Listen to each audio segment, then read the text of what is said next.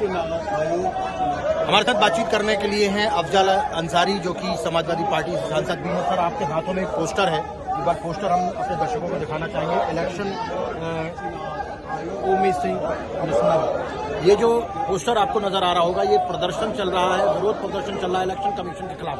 क्या कहना चाहेंगे, क्योंकि राहुल गांधी जी ने तो जो बीजेपी है वो कह रही है कि राहुल गांधी तो धमका रहे हैं इलेक्शन कमीशन। नहीं, राहुल गांधी और देश के सभी भाजपा को छोड़ के, एनडीए के लोगों को छोड़ के सभी राजनीतिक दलों के लीडर इस बात पर एकजुट हैं कि चुनाव आयोग को जो प्रेस कॉन्फ्रेंस के माध्यम से उत्तर देना चाहिए था उन सवालों का, जो सवाल आज देश की जनता उठा रही है और उसके उत्तर चाहती है, लेकिन उन्होंने प्रेस कॉन्फ्रेंस के माध्यम से अनाप शनाप बात कह के अपना कोरम पूरा कर दिया। इन्होंने कहा बयान हल्फी दें। 18,000 बयान हल्फी माननीय अखिलेश यादव जी ने दिया है। 18,000 बताए चुनाव आयोग, वो बयान हल्फी दे करके बताए देश की जनता को कि उसमें क्या कार्रवाई की गई। उसको घोट के बैठ गए और आगे आप घपलाबाजी बतिया रहे हैं।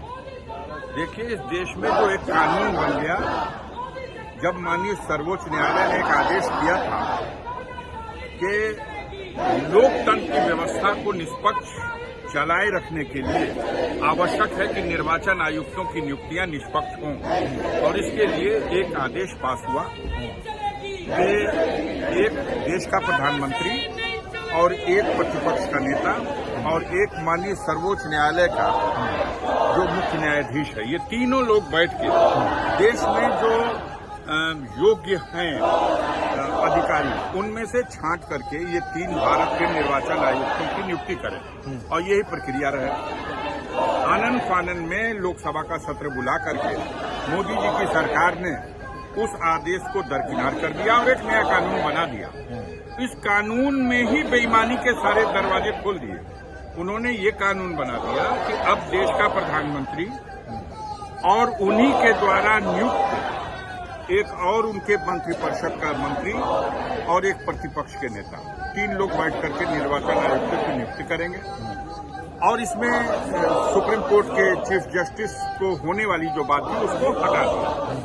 उसी दिन ये साबित हो गया कि अब ये 2 लोग मिलके, खुद प्रधानमंत्री और उनके मंत्रिपरिषद का सदस्य मिलकर के मनमानी नियुक्ति करेंगे अपने ऐसे लोगों को जिनको बाद में जिनका वो मिसयूज करे, और वही हो रहा। लेकिन इलेक्शन कमीशन ने तो प्रेस कॉन्फ्रेंस करके सवाल का जवाब दिया। प्रेस कॉन्फ्रेंस में इस सवाल का जवाब आप दे दो, फिर से पूछ के बता दो कि 18,000 बयान हल्फी जो माननीय अखिलेश यादव जी की तरफ से और समाजवादी पार्टी के लोगों ने दिया है, उसके साथ लिस्ट दिया है कि ये मतदाता था, इसका नाम काटा गया, और ये वोटर लिस्ट में इस भाग संख्या इस मतदान केंद्र पर मतदाता था, उसकी कॉपी लगा दिया।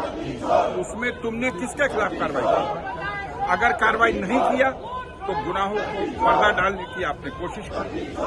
और आइन बिहार के चुनाव के ठीक पहले 8 करोड़ मतदाताओं को आप फिर से नए सिरे से क्या तमाशा बना दिया।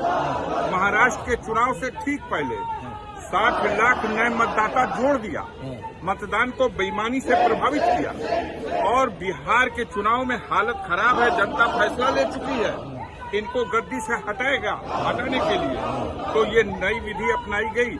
65 लाख मतदाताओं का नाम मतदाता सूची से काट दिया गया।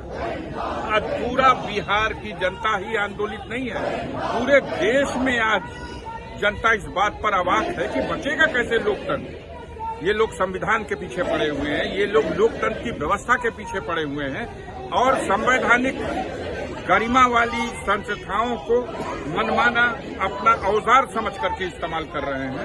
इसलिए जनता अब सड़क पर आ गई।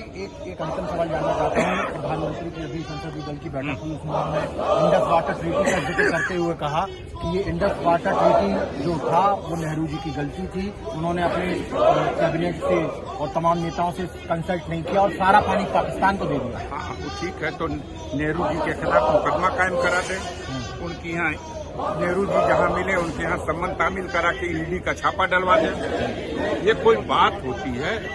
आप 12वां साल है इस देश पे व्यवस्था चला रहे हो, देश का कबाड़ा बैठा दिया। 50 लाख करोड़ के लगभग कर्ज था भारत पर। आपने कहा था कर्ज मुक्त कर दूंगा भारत को अगर मौका मिला। आपको मौका मिला। इस 12 साल में 50 लाख करोड़ के कर्ज को बढ़ा के आपने 200 लाख करोड़ तक पहुंचा दिया।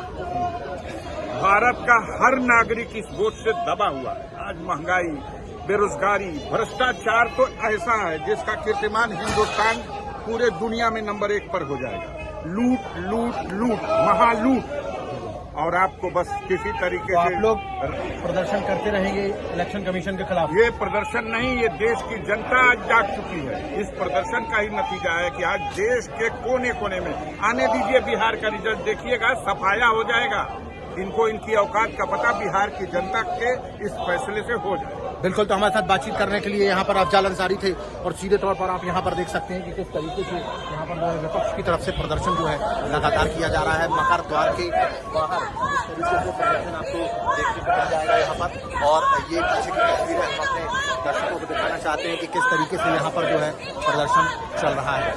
मैं हिमांशु तिवारी, टाइम्स नाउ भारत के लिए दिल्ली से।